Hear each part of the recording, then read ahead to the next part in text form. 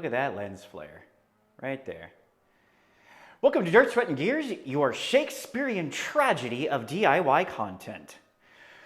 We are here in my rental house, and as you can see, I have made substantial progress in the living room, and I am actually thrilled to have made it this far. I've actually begun my vacation time, so I'm going to be doing a lot more recording and a lot more work over the next 2 weeks. This is 2 weeks that I'm taking off of work to specifically get this house as far as I possibly can alone. You may notice here that in my living room I've got kitchen cabinets. Now, why do I have kitchen cabinets in the living room? Well, that's because I can't yet put kitchen cabinets in the kitchen. There's some work to be done. So let's walk and talk and see what I've got going on. Let's talk about the electrical here in the kitchen. Here is where things are actually going the way they're supposed to go, exactly as anticipated. I knew I was going to have to add some boxes and do a lot of work to get the electrical here up to not only up to code, but also to a good level of functionality. So the fridge is going to be here. We needed an outlet for the fridge. We also wanted a double on the countertop. And then over here, there's a 3-gang. But that's actually going to control all lights. There's going to be lights, and I believe there's going to be one outlet there. And then up here, I think this is just going to be capped off because there's going to be a cabinet there. There used to be a capped off box there, but he removed it in order to put in the 3-gang that you see here. This is going to be... I forgot what this is for. Honestly, I forgot what this is for. I don't remember. This might end up being an outlet, I think, because we don't have any switches that we're going to need this for. I'm not entirely sure. Over here, the stove is going to be here. So we need the stove. We're going to have an outlet. We need to move that up so that there's an outlet behind the counter, which is going to be there.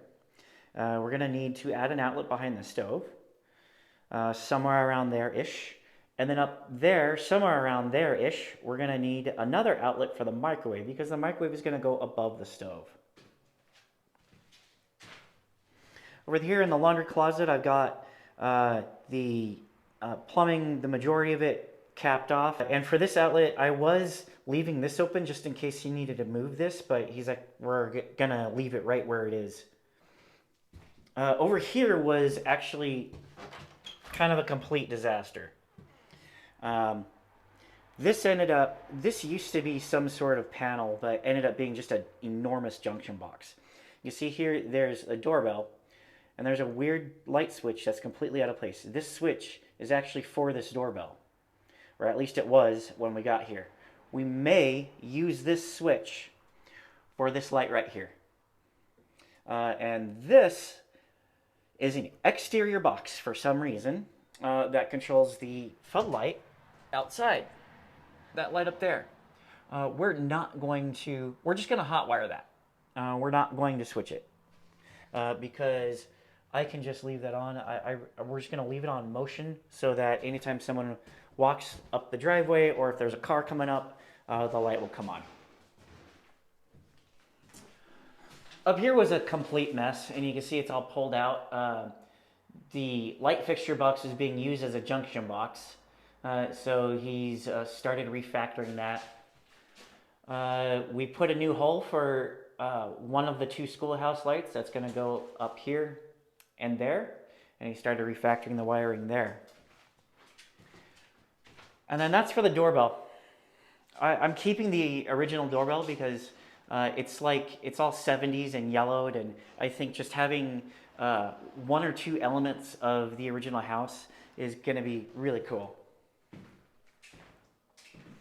Over here in the living room, it does get pretty weird because there's a lot of cloth wrap wire pretty much all over the house. It's like scattered all over the house. Here's the other weird thing, is that it's not just in one place. It's like there's some Romex style, and then there's a mix of Romex style and cloth wrap throughout the house, and none of it makes sense. It's all like wired incorrectly into the circuits. This box was just hanging here, so he's going to fix it to the wall. We're going to remove this outlet and put in a switch that will control the light for this fan. And I've got a ceiling fan here. I actually tried to put the ceiling fan up, but it was just not my day because I dropped it and bent the hell out of it. But I was able to bend it back, and I think it's going to be just fine.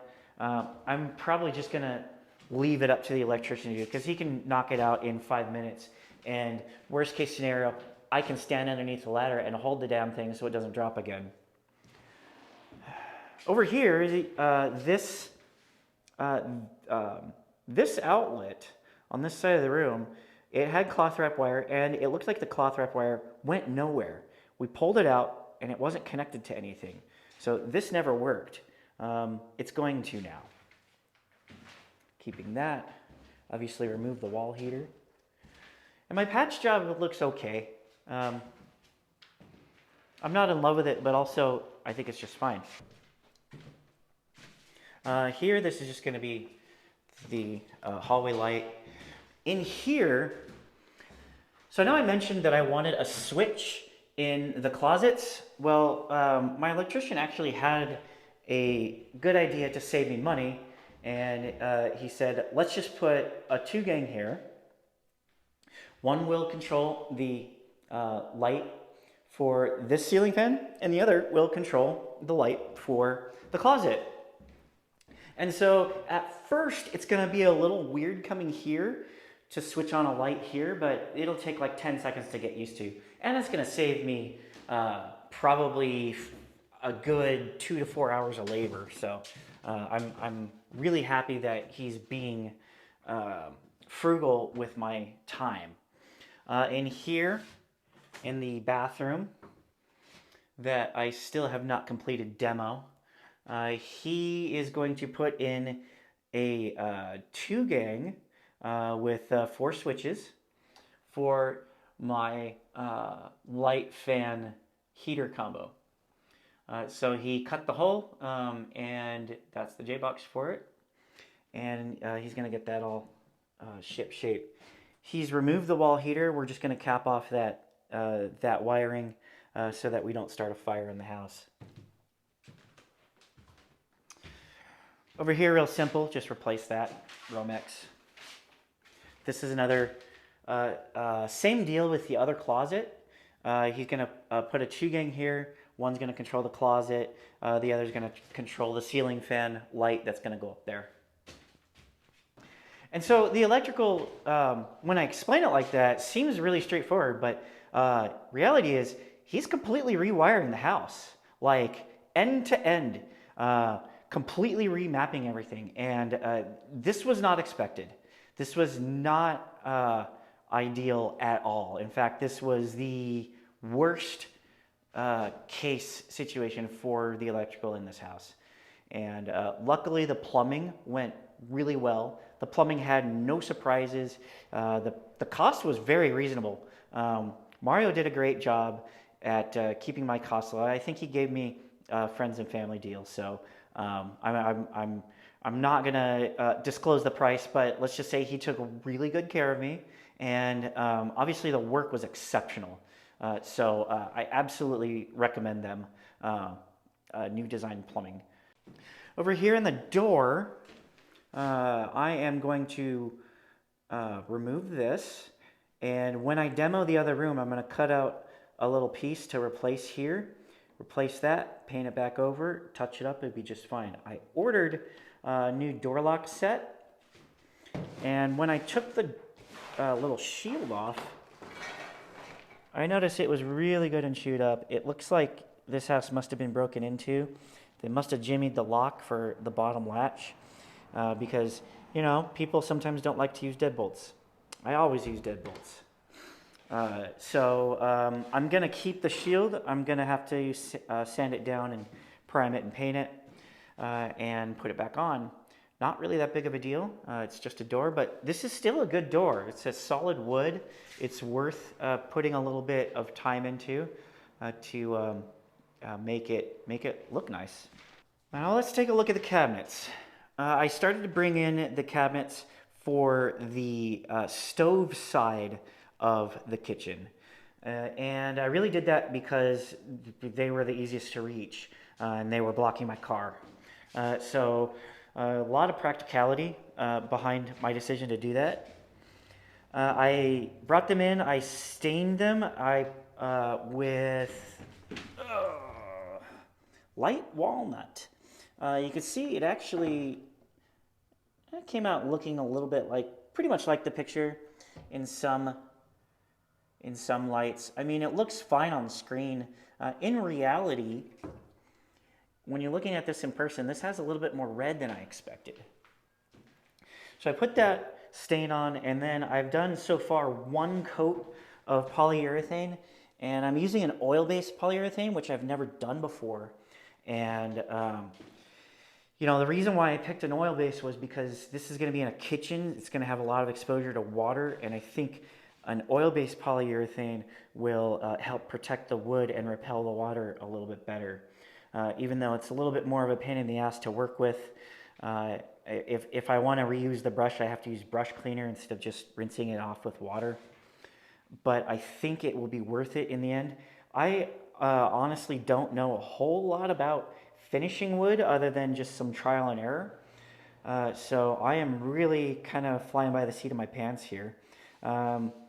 So I've stained it, I've done one coat of polyurethane, and I'm knocking down the high spots with both 600 and 1000 grit.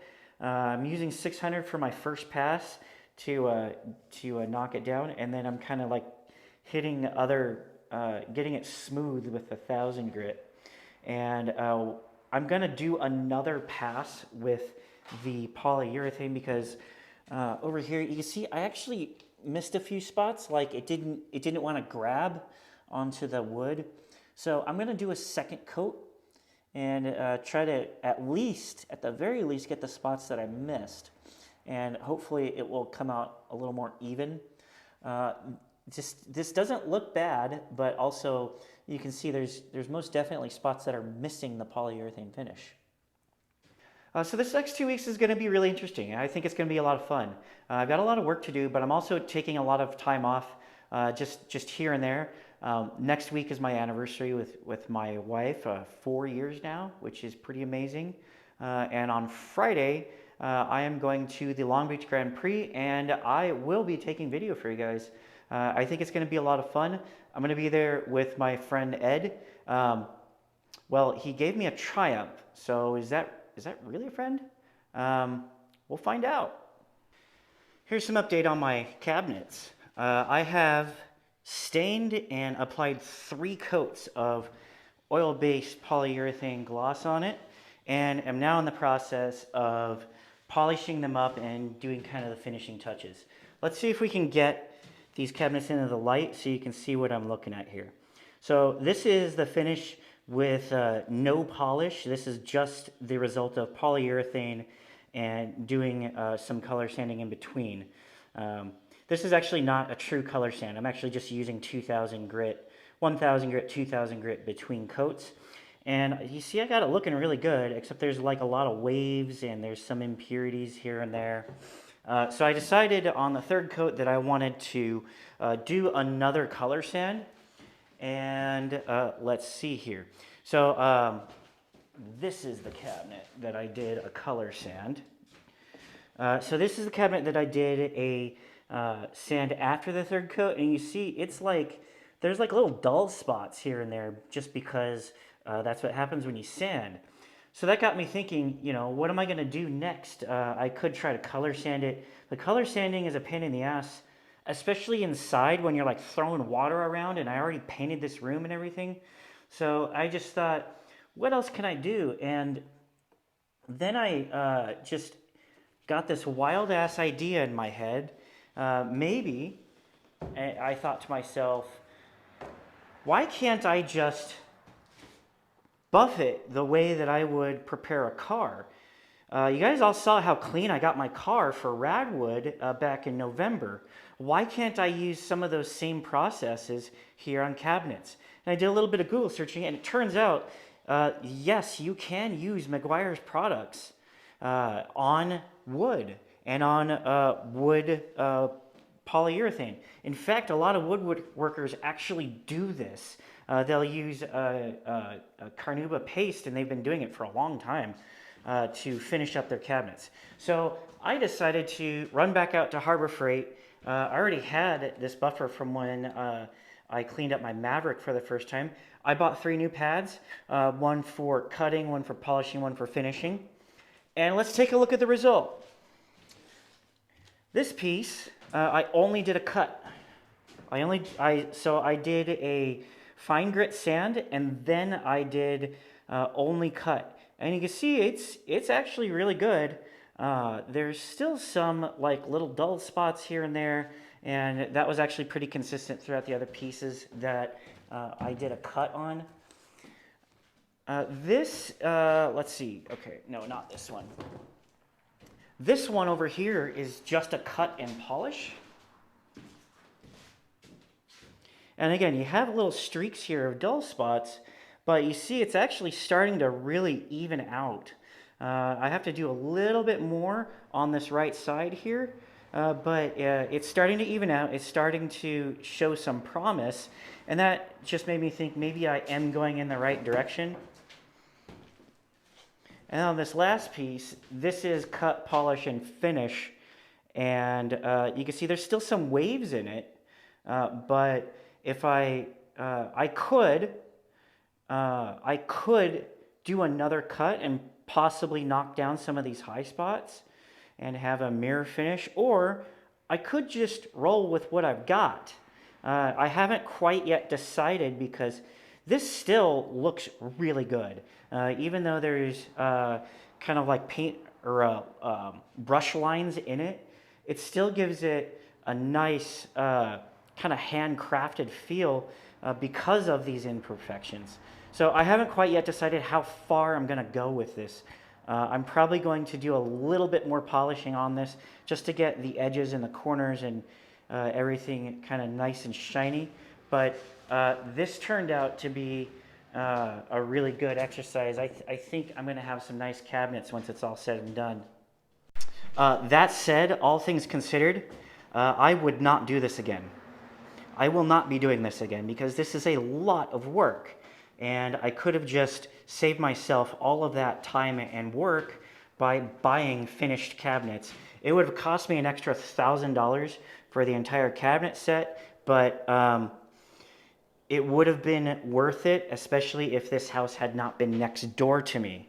I have time. I do not have money, so that's why right now this is advantageous. This was the right call, but again, if I do this again, when I do this again, because I'm hoping this isn't my last investment house, I'm just gonna buy pre-finished cabinets.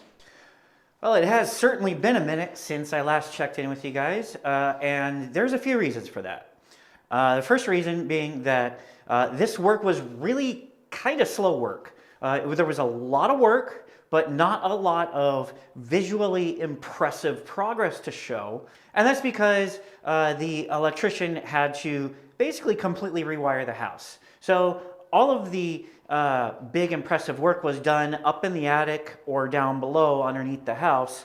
And I'm going to show you what I can, because certainly what he did was impressive, and I'm going to walk you through that process. I have been working on cabinets. I already showed you my entire process with the first batch of cabinets that I did. I had to do that to the whole rest of the kitchen. But nonetheless, I have been busy, so let's take a walk around the house and get a proper update. We're going to start off in the kitchen here and also the laundry room. You see that this hole that I had previously patched up is open even bigger, and that's because he had to move the outlet and switch it up to a 2-gang so that we could have an outlet for the washer and dryer and also an outlet to use for other things. So the hole is nice and big, and it's going to be a lot easier to patch up, even though it's a big hole. It's still much better than these weird little contortions. Over here in the kitchen, we have outlets for lights, and more lights. One of these is going to be cabinet lights. Another is going to be the pendant light above the sink. And the other is going to be the schoolhouse lights right up in the middle. See, he added that box, and we removed all of the wires hanging from the ceiling. I still have to do a little bit more touch up on the patching. I have to sand this down right here. You see that big bump there? I got to get up there with a sander. Over here, we have an outlet for the garbage disposal and the dishwasher. When I go to put in the cabinets, I'm going to cut the holes for the water pipes and the drain, and we are actually going to move the box into the cabinet itself and have it flush mounted on the back of the cabinet. That'll make it easier to maintain and to add to the circuit if we need to. And all I have to do at that point is just drill a hole for the conduit, and then we just move it. This is going to be outlets for countertop, as is that over there. That's an outlet for the refrigerator, which is going in that corner. Countertop outlets here, stove outlet down there, and microwave outlet up there. And over here is just going to be an outlet. I'm not exactly for what, but there was a light switch here that we don't need anymore, so we're just going to put a receptacle on it. We're going to come back to this room. Over here, you can see we've got some fresh wires, Romex coming out of the ceiling. No more cloth wrap in this entire house. All of the cloth wrap is gone. He had to completely remap the circuits to this house. And I got to tell you, I am really kind of scared to find out how much he's going to charge. I know he's going to be reasonable for the work. It's just that it was a lot of work. Here, we're going to do a dual switch. One is going to be for the light and fan. The other is going to be for the closet. Up here, ready for the outlet, or not outlet. Up here, we are ready for the fixture in this hallway. And here, he has cut the hole for the heater fan light combination. And here's the box that it connects to. There's going to be a wall sconce there. And I got a lot of work to do in here that I'm putting off until I finish the kitchen. I'll come back here once I've finished the kitchen and the other bedroom. So paddle switch. I have decided to go with the decor switches because I thought I just would not be able to live with myself if I had the toggles, knowing that I could have just spent an extra $80 and had something that looks a lot nicer. In here I've got the new outlet with the decor outlet, powering a mini fridge. There's nothing in it right now, but my brother is coming to visit at the end of the month. He is going to stay in this house, so I figured we could have a fridge to keep his beer cold. And here's the cabinets. They're a little dusty because I was sanding, and it was very windy yesterday, so it just carried the sanding dust all over the house. So they're a little bit dusty, but once I wipe them down, look at that finish. Look at that finish. I am just so happy with how these cabinets came out. I cannot wait to put them on the wall, and you can't feel this, but man, it feels smooth. It's just, I enjoy touching it a little bit more than I probably should, but it was a lot of work. I stained, and then I did 3 coats of polyurethane with a sand in between each coat of 600 and 1,000 grit. And then, once I got to the 3rd coat, I did a sand with 600 and then 1,000 grit. And then I did a cut, polish, and wax with my rotary buffer and those pads, and Meguiar's car polish. So this is the cut, this is the polish, and this is the wax over here. And I could not be happier with how it came out. I am so looking forward to putting these cabinets in. This is, again, I think I mentioned, I'm gonna have to cut this out for the sink because I got a farmhouse sink. I'm not touching that sink until this cabinet is against the wall because this sink is heavy, really, really heavy. And then lastly, in this room, I finally succeeded in putting up a ceiling fan. This fan came from my grandparents' house. After my grandma passed away and my grandpa had to move to a memory care facility in Michigan, this was one of his unfinished projects in his house. He bought this in, I think, either 2009 or 2012, and never installed it. So when it came time to clear out their house, I decided that it would be nice to go here to give it some use. You know, it was. It's hard to describe. This is more, to me, this is more than just getting free shit. To me, this means something a little more to me. Because I love to do this work, this to me is like carrying on a legacy.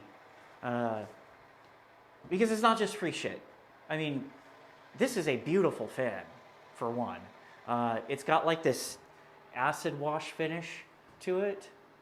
And it just completely fits the house. The fan blades were light oak when I got them originally, but they're real wood. So I sanded them down, restained them, and I am so happy I did, because I sanded them down, restained them, put a new coat of clear on it to help keep the dust off of it, and it just looks so good. It looks so good in this room. I'm so happy. But this success came after a string of failures involving ceiling fans. Let's go take a look at those failures.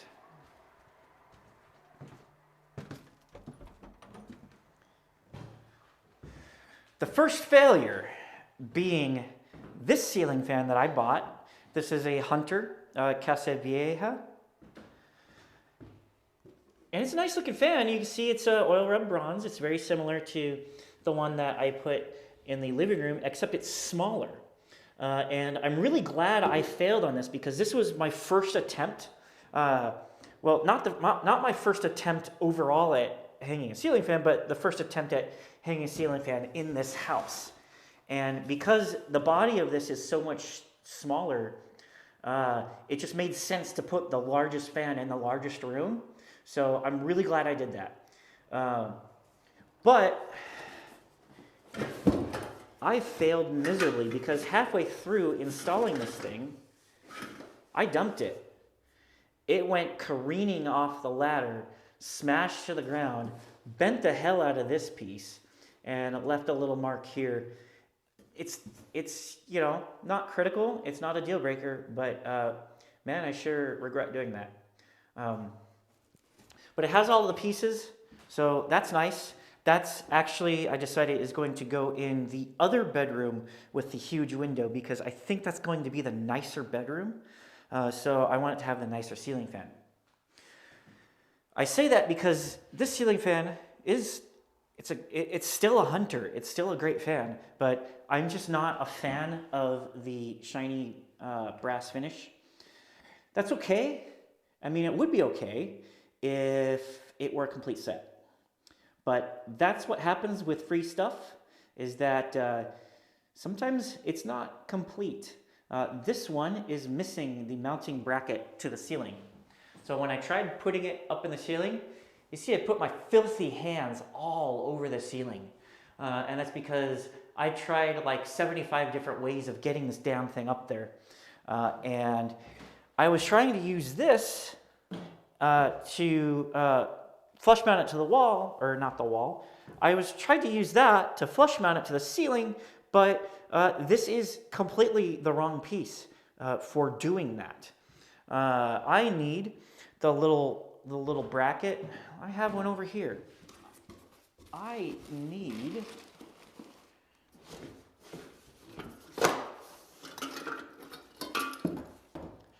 need a bracket just like this, except for that fan. So I had to order the part. Lowe's had it, and they're going to be delivering it tomorrow. And I'm also realized I am missing the light fixture part, the part that attaches to the round piece that I bent to hell on this fixture. I'm missing this, so I had to order one of those as well. I have all the other parts of the fan, and it's not going to look bad. It's just not going to look amazing. It's not going to be like this, a centerpiece, but it will be fully functional. In the hallway, I have done lots of patching. I filled in the hole here, and there was some water damage to the drywall up there. I pulled that out. I'm hoping that that whatever leak caused that is long been resolved. I have no idea. There's only one way to find out. So I'm going to have to do just a little bit more patching in that corner. I've also got a hole that I messed up there. So I'm going to hit those pretty early on today. And once I do that, oh, also, here's another hole. My electrician, when he was working on getting all of these wires routed on both sides of this wall, accidentally drilled a big hole right here, so I had to patch it. Not that big a deal. I just have to paint over it once I open up that can of paint again. So what's next for today? Well, first thing, I gotta sand these walls and the ceiling. I gotta do one more quick round of patch, and then I'm going to start cleaning up this kitchen because if I can get everything cleaned up, all of this crap, I can start mocking up cabinets. I'm going to do a dry fit of all of the cabinets, at least on this side, because I need to know exactly how much I need to trim off of this cabinet that's going to go sideways here with this blind corner. So that's going to mean bringing in the refrigerator, the little cabinet, the dishwasher, the sink cabinet, and then getting it all tightly fit together and see how much space I have here. Well, that was tough. So this is the refrigerator. It is now in the kitchen.